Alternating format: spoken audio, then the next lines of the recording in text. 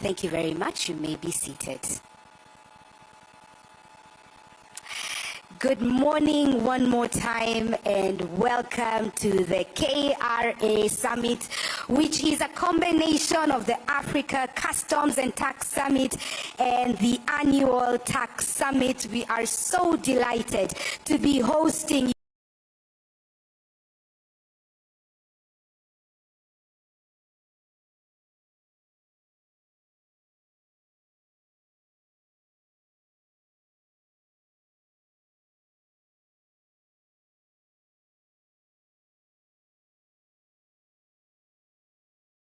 he has for you.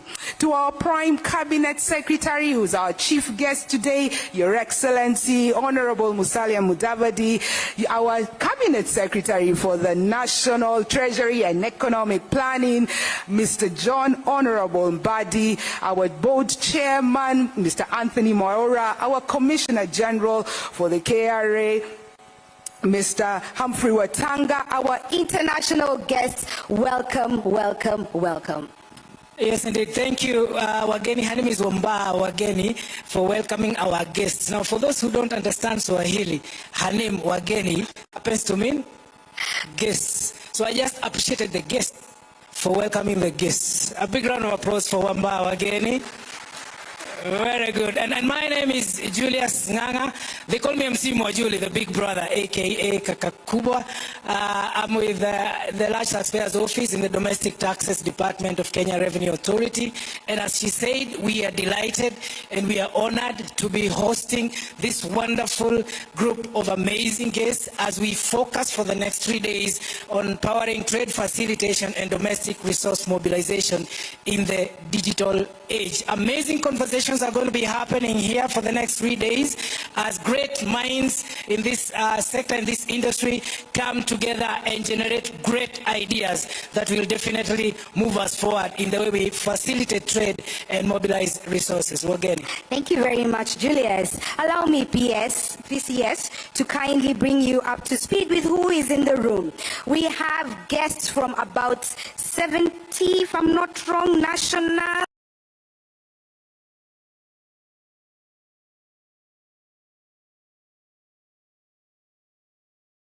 beyond. We have commissioners general who are joined here with us.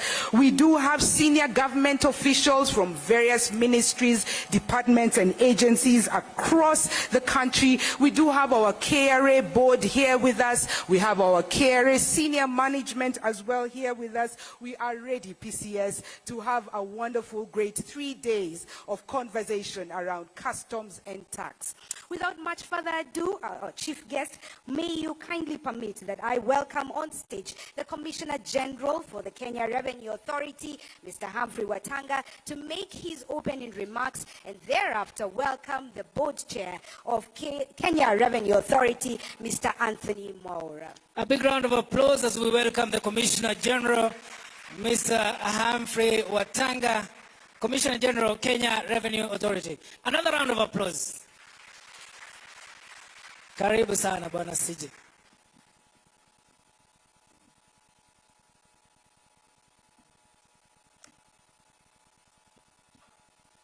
Your Excellency, the Prime Cabinet Secretary of the Republic of Kenya, Honorable Mudavadi, the Cabinet Secretary, National Treasury and Economic Planning, Honorable John Badi, distinguished panelists, discussants, KRA Board Chairman, Board members present, colleagues, ladies and gentlemen, good morning.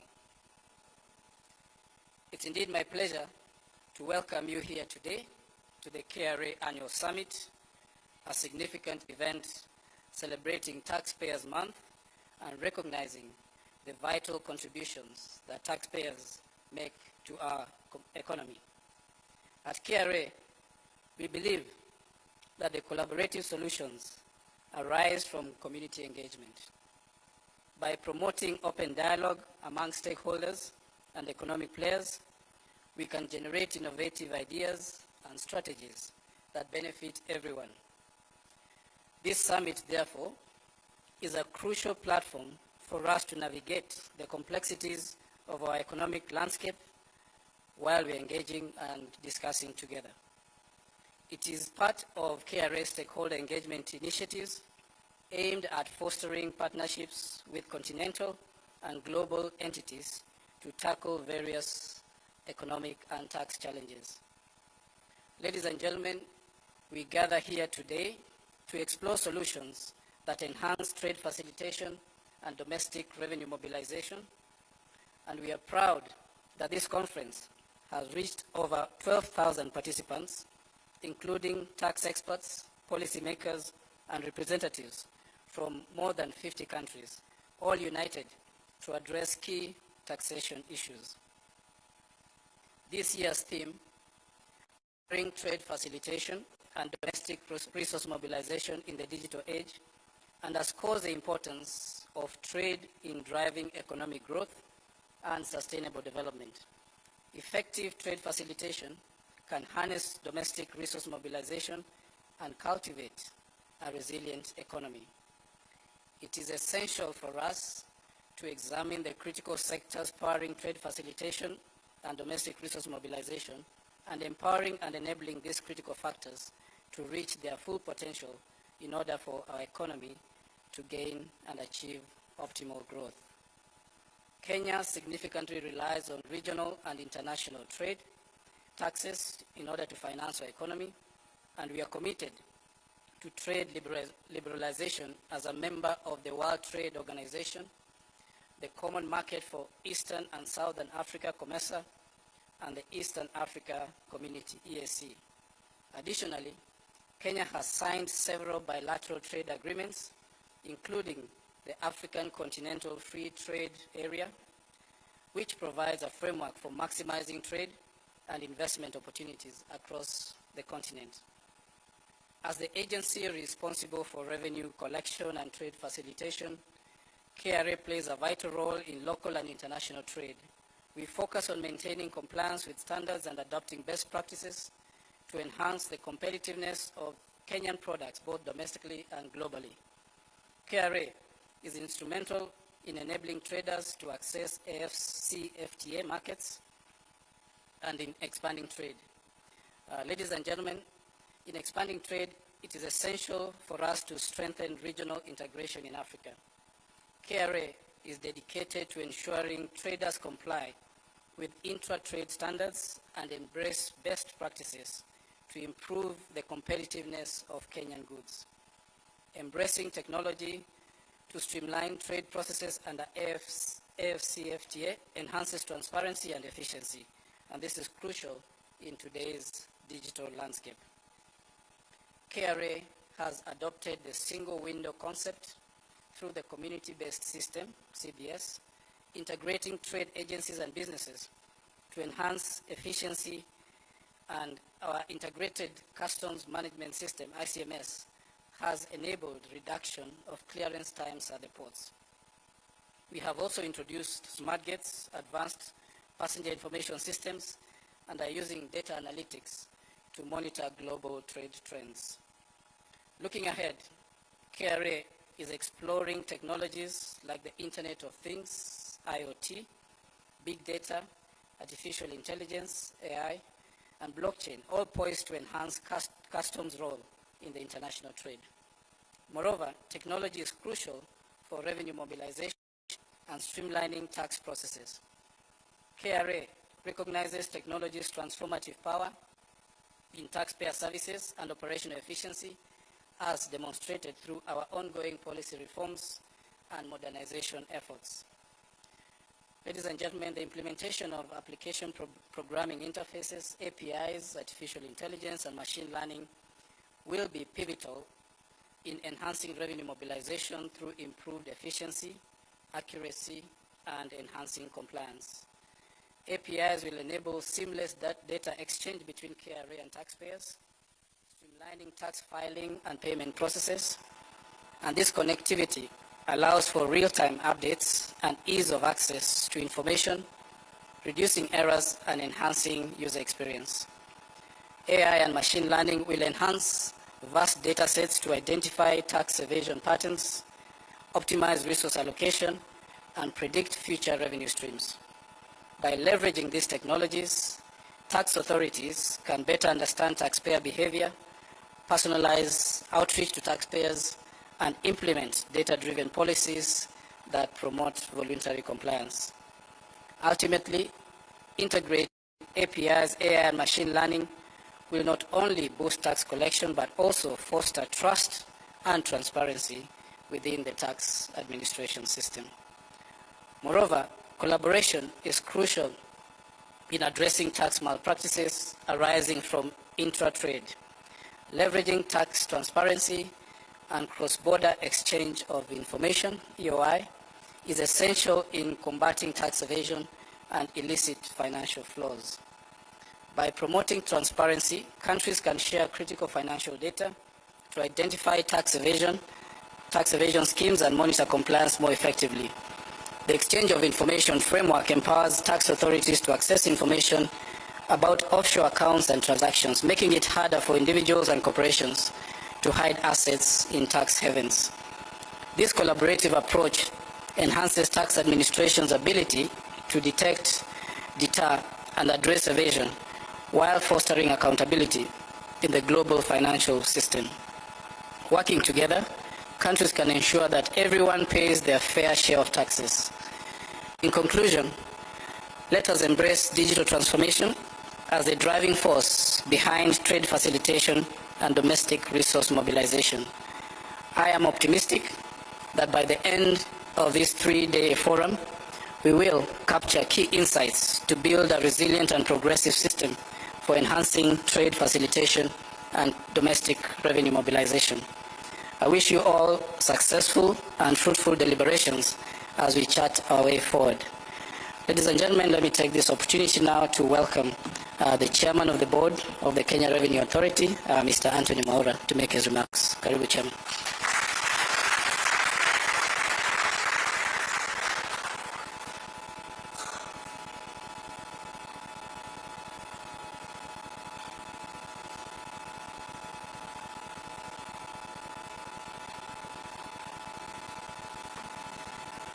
Thanks so much,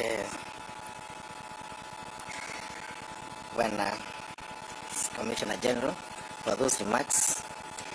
Our Prime Cabinet Secretary and Cabinet Secretary for Foreign and Diaspora Affairs, His Excellency Dr. Musalia Mudavadi, the Cabinet Secretary for the National Treasury, Hon CPA John Vadi, board members present, Commissioner General, all Commissioner Generals present, distinguished delegates, stakeholders, ladies and gentlemen, good morning.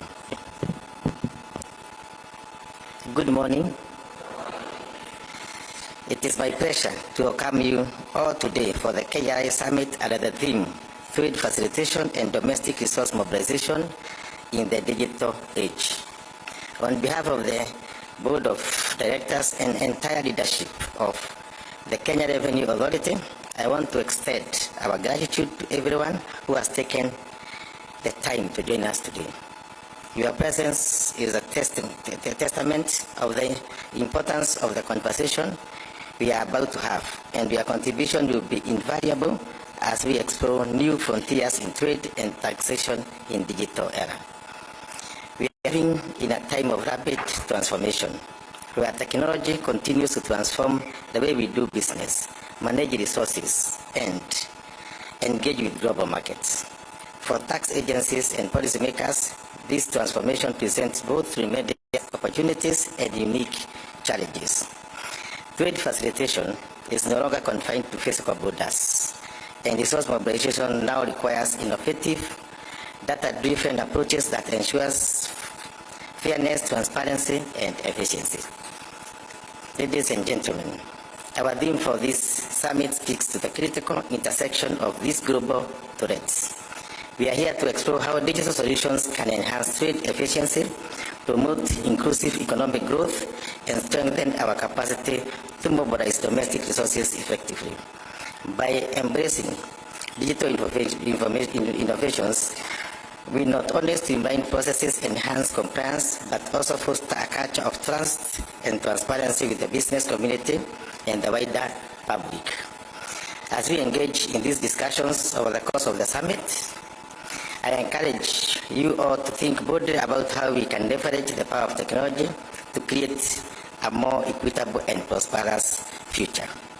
Let us focus on collaboration amongst governments, businesses, and civil society, because our shared success depends on our ability to work together. I look forward to the insightful exchanges and actionable outcomes that will emerge from this summit. Together we will have the opportunity to shape the future of trade and domestic resource mobilization in a way that benefits all. Thank you, and I wish you a very successful engagement.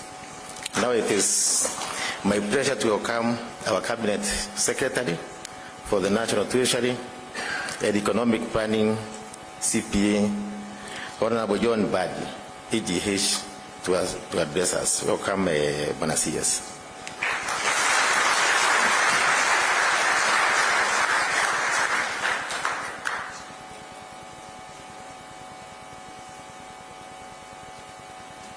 Thank you very much, Chairman.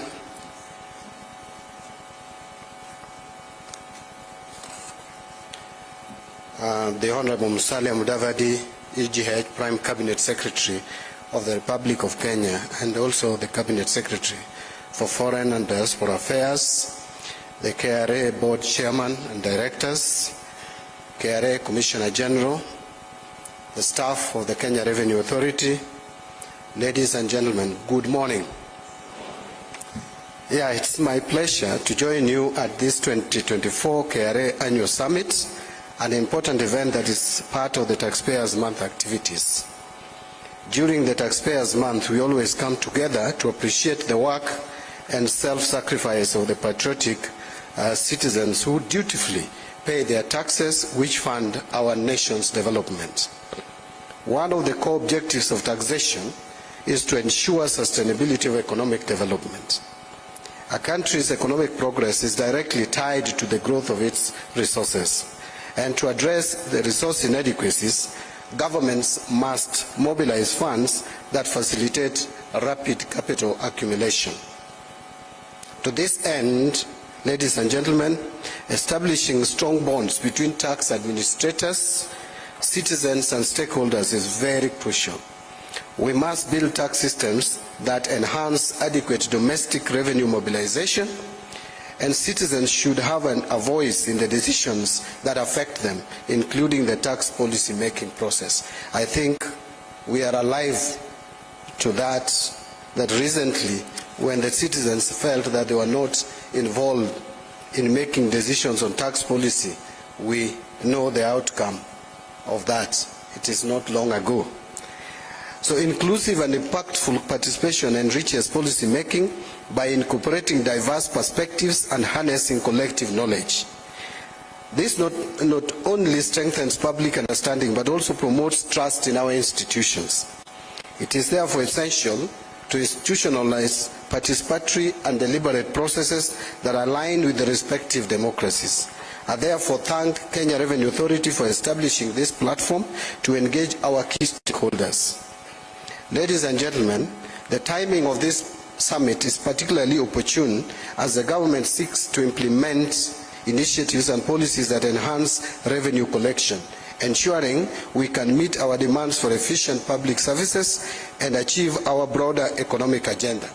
It also comes at a critical time when the government has just commenced preparation of the financial year 2025-2026 and the medium-term budgets. To fulfill our fiscal goals, we must embrace efficiency in domestic revenue mobilization. The government is committed to implementing both tax administration and tax policy measures to raise additional revenue. I'll speak to that shortly, because when I finish, I must make some off-the-cuff remarks. I have mentioned before that I don't like much written speech, but sometimes it is necessary. So let me finish my written speech and take just about 2-3 minutes, if you allow me, Your Excellency, to make off the cuff, because that is when I talk or speak genuinely. So, that applause means, anyway, let me leave it there.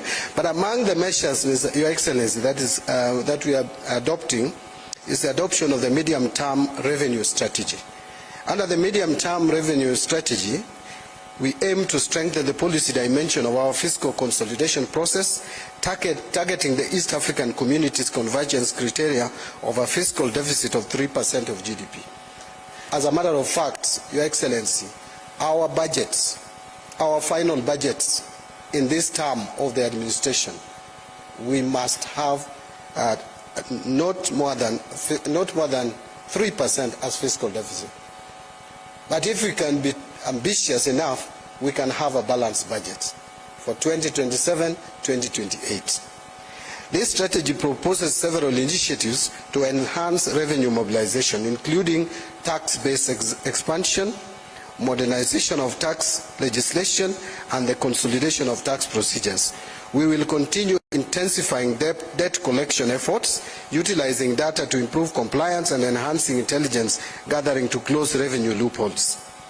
Additionally, our medium-term strategy promotes investment by removing market distortions through the rationalization of tax expenditures. For instance, it proposes to reduce the corporation tax or corporate tax from 30% to 25%.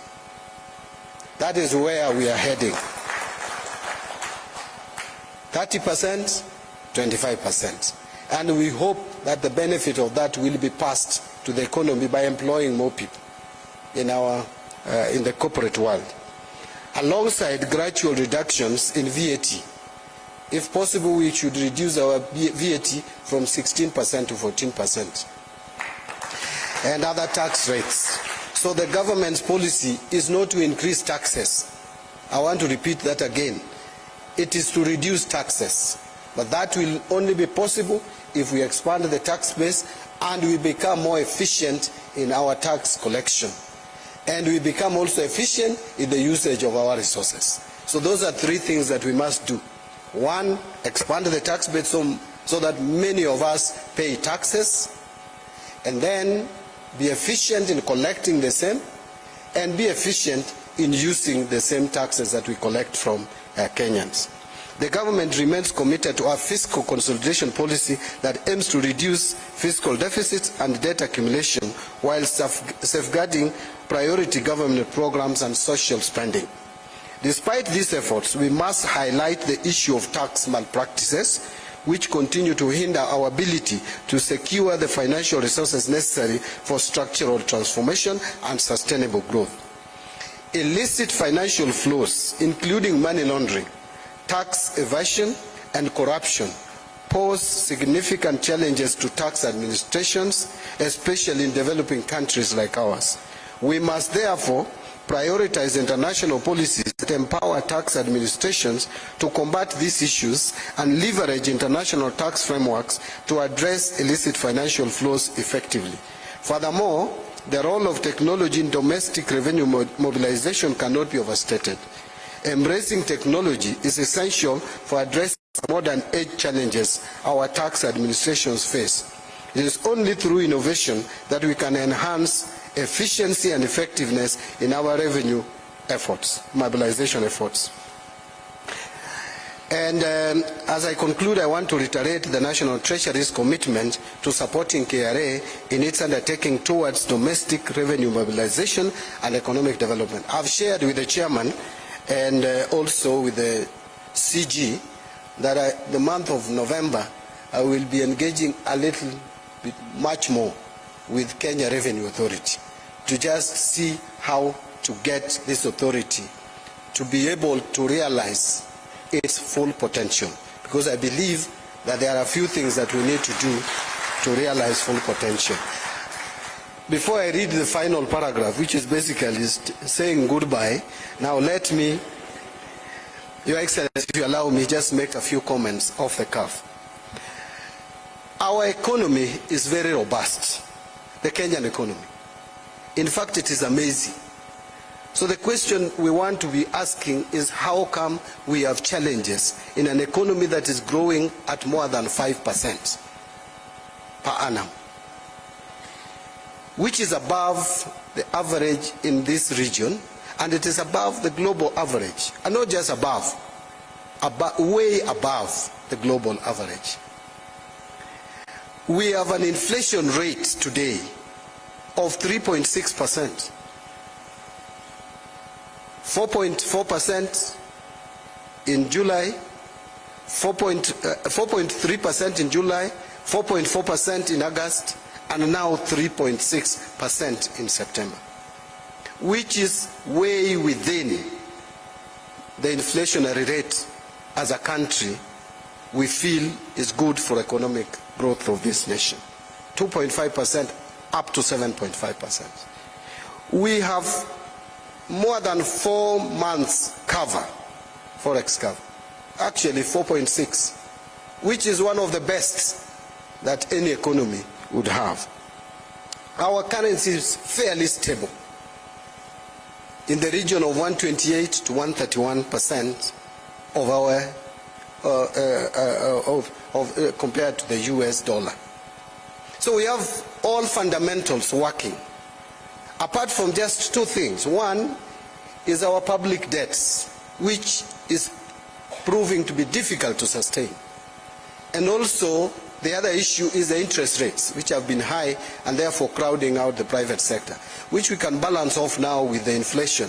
With the inflation coming down, I think now we have the luxury, the latitude to at least lower the interest rates. And with the Fed rates coming down, I think central bank is likely to lower the interest rate so that we can have more uptake of credit by the private sector. So where is the problem? The problem is that we are not collecting tax that we should collect. Not because Kenyans don't want to pay tax. We are probably overtaxing a few Kenyans and leaving majority of us not paying their fair share of tax. If you look at VAT, Your Excellency, and I mentioned this when we had a cup of tea, we have the potential of collecting at least 6% of GDP as VAT, but we are collecting only 3.8%. Because tax visibility is a challenge. We are developing a system which must enhance tax visibility. We want to see those Kenyans, not to harass you. We must also make tax payment very friendly and enjoyable. And we must speak to taxpayers that for you to do business, the single largest buyer of goods and services is the government. Give us the tax, we buy from you competitively, and you do your business, make money, give us tax, we buy again from you. I think that is the spirit. So VAT is a challenge. Rental income tax, we are only collecting 17 billion per year, yet we have the potential of collecting at least 100 billion per year. Rental income tax. Many of us here, Kenyans, we own property and we know the story. We are not paying rental income tax. That's 7.5%. If you are genuine with yourself, just ask yourself, do you really pay the rental income tax? You are not, because the system we have in place is not able to see those who are supposed to pay this tax. Visibility is low. We are not saying we go back to you pay other months. We want you to start paying. So if you are not paying out there, please start paying. I'm not exempting you from paying the previous ones, but if you can start paying from today, me, I would be comfortable as John Mbadi. Finally is personal income tax. Personal income tax. Now when I speak to this, many people will not love me, they will not like me. But the truth of the matter is this. Pay as you earn, which is payment of salary, tax from employment income, from labor income, is perfectly okay. We are raising revenue very well. But those professionals, and we have many of them, and making huge amounts of money, running into millions. If you ask how much we collect, it is very low. Doctors, lawyers, fellow accountants, we are not paying what we should pay as tax. So the system that we are developing would help us see you so that we can have a conversation. Not to harass you. Once we see you, we will tell you we have seen you. So can we now discuss how you can pay the taxes? Customs tax, again, CG and Chairman. Our system, you call it ICMS. It is not working. That is the truth. Your staff will not tell you, they are telling me. It is not working. So we must have a system that is working. iTax, outdated. It is a system that is outdated. I will tell you, this is the feedback I'm getting, and I'm relaying it to you because I have a mouth to tell you. Your staff will not tell you, they will tell you, boss, we are trying. But what they are saying behind the scenes is that this is a system that is outdated, it is not working.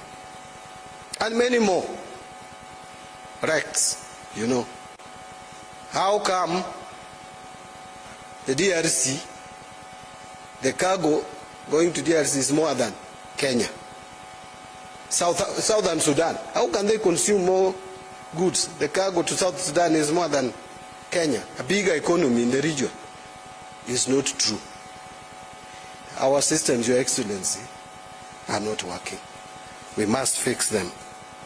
So I know the phase one is on, of this digitization process. We must conclude it quickly and start with phase two. Finally, even if we do all these systems, Chairman, you improve your corporate governance, without looking at the staff, we are not going anywhere. We must look at the staff and the staff welfare. Your Excellency, this is a commitment that I'm giving, and I know you will help me push it even to the cabinet during the budgeting. We must increase the budget of KRA with not less than 30% in this coming financial year, so that we can sort out some of the problems. When I hear that the staff at KRA can go to hospital and their children or their loved ones are detained because we cannot pay bills, because the service provider has not been paid, it doesn't make sense. How do you expect someone to collect money and bring to you when he has a child or she has a sick child in hospital? It's not possible. So we must feed this cow. I said it at my vetting interview, that this cow is not properly fed, yet we want to milk the cow. So we must feed this cow. And my final remark on that issue of staff, most of your senior staff, Mr. Chairman, are on acting. A strategy must be developed quickly. Maybe 2 months or so, if it can work. Do interviews. Conduct interviews. Get these people, if they are qualified, confirm them to those positions. If they are not qualified, get qualified people to occupy those positions. You cannot hold people on acting capacity forever. This position must be filled competitively and must be properly filled. So that is an engagement that I'm going to have with Kenya Revenue Authority to make sure that Human Resource Department, you put up advert. If you want to do it internally, I don't know, based on your human resource manual, make sure that these positions where people are acting are filled competitively. Otherwise, I would have said more today. I didn't want to raise a lot of issues. We are on Taxpayers Week. The others we will discuss internally with the chairman and the Commissioner General and the staff. So, Your Excellency, without much ado, I want to just say that I urge all participants to engage in meaningful discussion that will enable us to transform our tax system, enhance trade facilitation, and explore new techniques for improving our efforts. And I hope by the end of today, we'll have, or the end of this summit, we'll have a communique, which then we would use to hold ourselves to account. With those, are there few remarks? No. With those many remarks, allow me, ladies and gentlemen, to now welcome the Prime Cabinet Secretary of the Republic of Kenya, His Excellency Musalia Mudavadi, to come forward and address the gathering. Thank you very much, Your Excellency.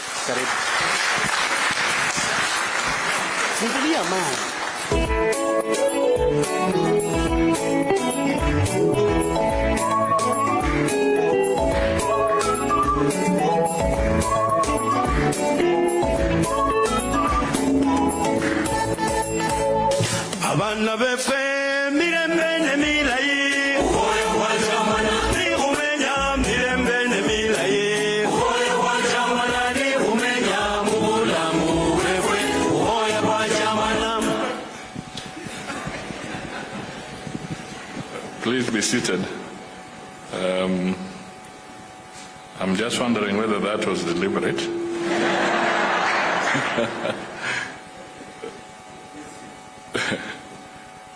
Okay. The Honorable John Bandi, Cabinet Secretary for the National Treasury and Economic Planning. Madame Veronica Nduva, Secretary General of the East African Community or her representative. Mr. Anthony Maora, Chair of the Kenya Revenue Authority Board of Directors, members of the KRA Board, Mr. Humphrey Watanga, the KRA Commissioner General, all Commissioner Generals from other African countries, Madame Gyang Demita Chinude, Director of Customs Administration, African Continental Free Trade Area, Mr. Ian Sanders, Secretary General, World Customs Organization, stakeholders and partners, distinguished delegates, ladies and gentlemen, good morning. It is my pleasure to join you today for this year's Africa Customs and Trade Conference on trade facilitation and domestic resource mobilization in the digital age. I commend the Kenya Revenue Authority for meticulously organizing and hosting this summit. To you all participants from across Africa and beyond, I take this opportunity on behalf of the government and people of Kenya to welcome you to Nairobi. Your perspectives and experiences will enrich the key discussions and outcomes of this timely summit. This year's summit envisions enhanced synergy and collaboration in trade facilitation, exchange of information, and knowledge sharing, with a focus on innovation, partnerships, and the adoption of best practices to ensure we meet the growing physical needs of our countries. In an interconnected global economy, the significance of trade facilitation as a key driver of economic growth and domestic resource mobilization cannot be overstated. Both elements are critical for enhancing economic resilience, promoting sustainable development, and ensuring that our nations can harness their potential to create inclusive, thriving economies. Additionally, it is important to build responsive policy frameworks, enable business ecosystems, and administrative procedures that enhance resource mobilization. Therefore, effective stakeholder engagement plays a central role in this initiative. Governments, the private sector, civil society, international organizations, and consumers are all critical players in the pursuit of sustainable economic growth. Such collaborative engagements and partnerships enable governments to develop sound policies that encourage investment, job creation, and ultimately economic growth. Notably, partnerships with the international organizations, including the East African Community, the African Continental Free Trade Area, and the World Customs Organizations, provide technical support, good practices, and knowledge sharing that enhance our ability to collect taxes and manage resources effectively. Furthermore, open dialogue and collaboration among these stakeholders fosters trust and a deep understanding in dealing with emerging challenges and opportunities. Indeed, customs reforms, taxation policy improvements, and simplified trade regulations require input from a wide and diverse range of stakeholders to ensure that they meet the practical needs of businesses while maximizing the revenue potential for governments. This summit therefore presents a great opportunity for us to engage in constructive dialogue that will lead to meaningful frameworks, responsive administrative procedures, and policy reforms whose objective is to generate additional revenue for governments and improve the ease of doing business within our jurisdictions. We therefore need to leverage the power of rapid innovation and technological advancements currently driving the global economy. Tax administration must proactively adopt technology-driven solutions and systems that facilitate trade and improve domestic resource mobilization. The innovations ranging from digital taxation platforms that simplify compliance to blockchain technologies that enhance transparency in trade logistics offer powerful tools for revenue generation and efficient trade. In our experience as a country, automating customs procedures has significantly reduced cargo clearance times across the East African community's common border points. This has greatly enhanced the movement of goods and facilitated international trade. Similarly, adopting electronic invoicing systems helps to integrate informal economy into the formal tax base, widening the scope for domestic resource mobilization. We should rethink traditional tax rules and be prepared to implement global solutions that ensure all sectors contribute equitably to the national resource base. The Kenya government, under His Excellency Dr. William Ruto, will continue to invest in capacity building and technical skills training for the public servants to fully leverage these technologies and maximize the gains from innovation. Accordingly, it is encouraging to note that the program of this summit has not only placed emphasis on unlocking revenue potential and digital integration in the tax system, but also captured critical matters of our time, including efficient maritime services, environmental taxation, and green customs, cybersecurity, smart customs in the digital age, risk management, and gender equality. It will be interesting to get the Kenyan, African, and global perspectives on these and other related matters, including artificial intelligence, tax justice, and the challenges of navigating through trade facilitation in a digital era. In conclusion, let me emphasize that trade facilitation and domestic resource mobilization are essential pillars of economic development. Through strong stakeholder engagement, meaningful partnerships, innovative practices, and adherence to international tax frameworks, we can unlock the full potential of these areas to enhance our physical capacities and drive socioeconomic growth. This underscores the fact that our customs and taxation policy reforms directly contribute to sustainable development goals, human security, and dignity.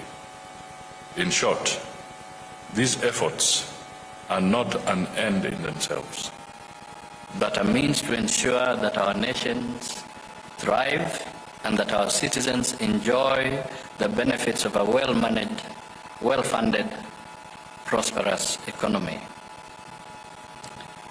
Before I pronounce the conference open, let me borrow a leaf from my colleague, Honorable Mbandi, just to also point out one or two things that I think may require attention and thought. First, let me start very briefly on a historical journey. I stand here because we are Kenyans, and I am proud to say that I was one of the people who pioneered the creation of the Kenya Revenue Authority.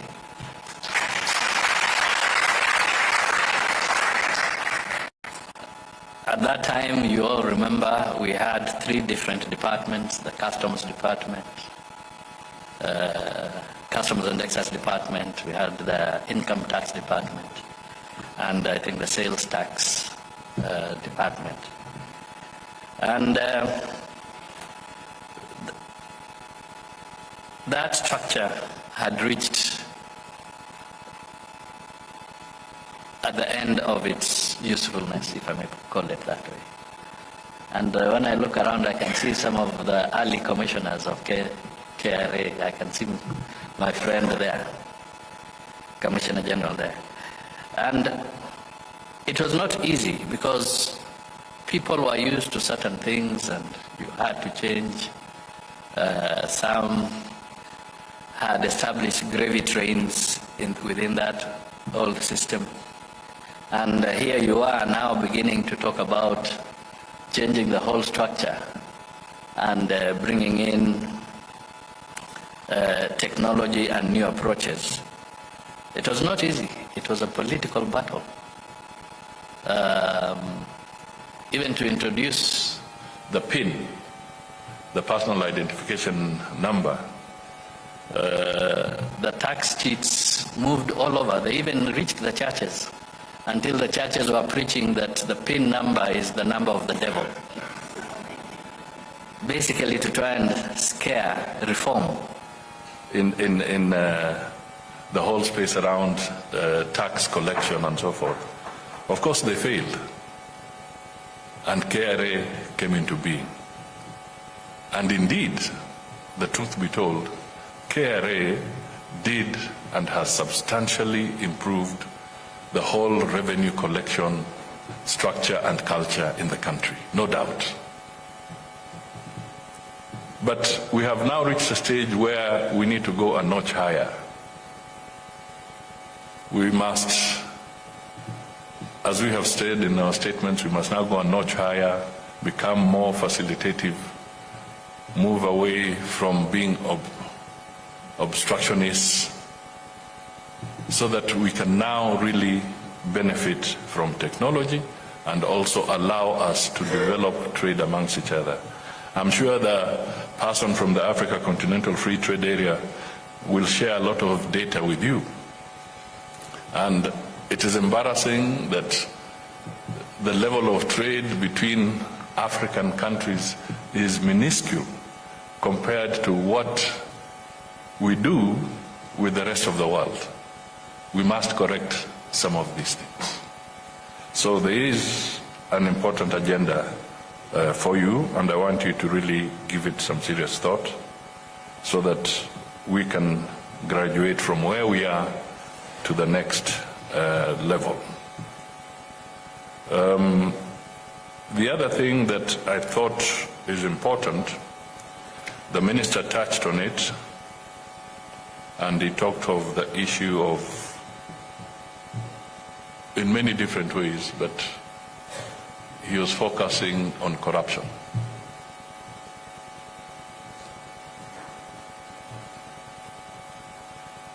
I want to confess to something, that if you did read in the papers,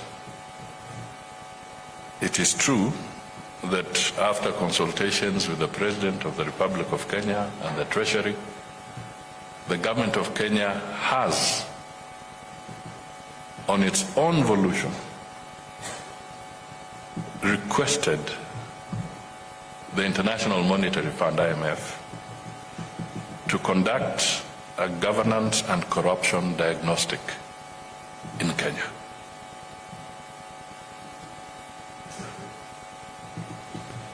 And mark my words, on our own volition.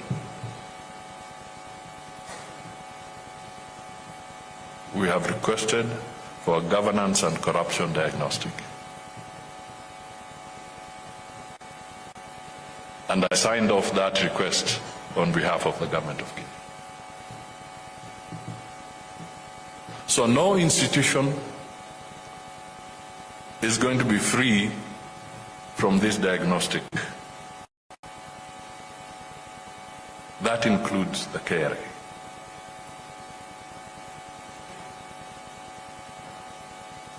Corruption is across the board, and fundamental and key institutions that drive the economy and economies will all be subject to this diagnostic. Therefore, it is important that I say this publicly so that we can all know that we need to take that bold step and go a notch higher.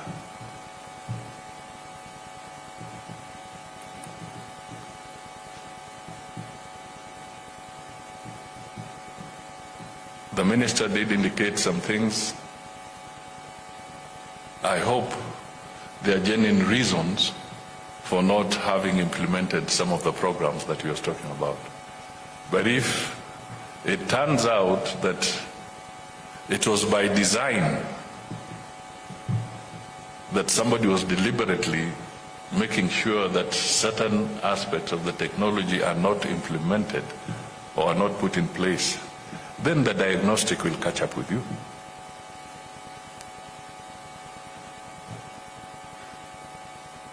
So, and this message goes to other institutions, not necessarily KRA alone, but even ministries, other departments. This will be a thorough diagnostic, and it is because the issue of corruption keeps coming back.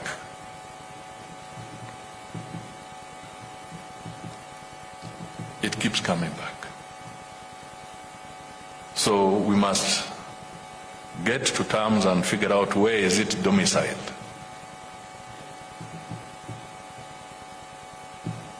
And then we start finding solutions collectively as a nation to be able to get our citizens to benefit fully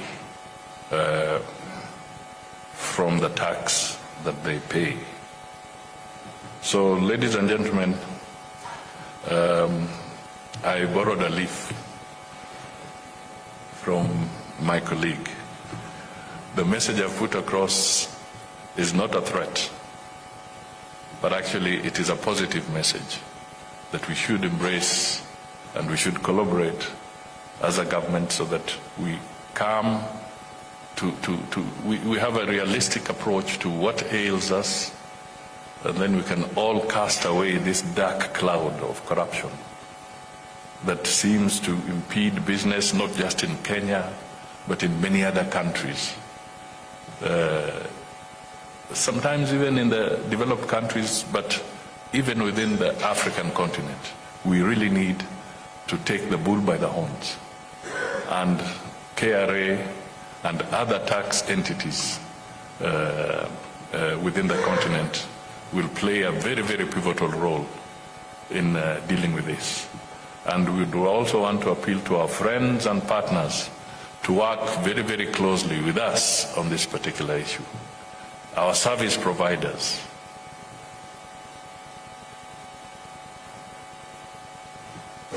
help us, because pressure is mounting. The demographics on the African continent are telling us that unless we are creating jobs quickly for the young people, unless we are giving them proper opportunities, we are likely to come face to face with extremely serious headwinds. So it is time for us to collectively hold hands and find solutions, and rapidly. Thank you so much, and it is now my pleasure to declare this summit officially open. Thank you.